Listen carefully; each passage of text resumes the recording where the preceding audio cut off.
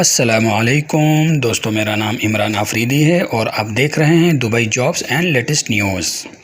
اگر آپ نے میرا چینل سبسکرائب نہیں کیا ہے تو چینل کو سبسکرائب کر دیں اور ساتھ ہی بیل آئیکن کو بھی پریس کر دیں۔ چلیں اب بڑھتے ہیں اپنی نئی اور انفارمیٹیو ویڈیو کی طرف۔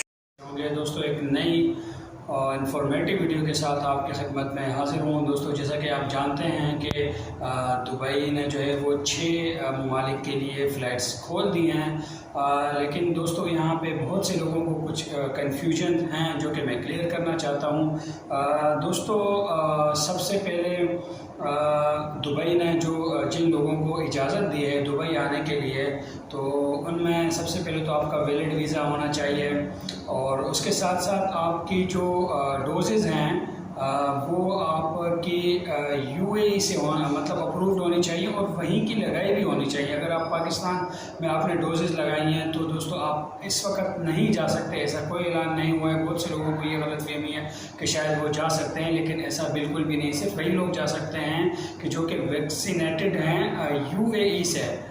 اور سیکنڈ نمبر پہ دوستو وہ لوگ جا سکتے ہیں جو کہ ہیلتھ ڈپارٹس ہیں، جیسے ڈاکٹرز ہیں یا نرسز ہیں، یا پھر وہ ایجوکیشن ڈپارٹس ہیں، ٹیچرز، یا پھر وہ اسٹوڈنٹس ہیں، یا گورنمنٹ امپلائیز ہیں، یا جو ہے وہ پھر ان کو جو ہے وہ اسپانسر انہوں نے ان کو کیا وہ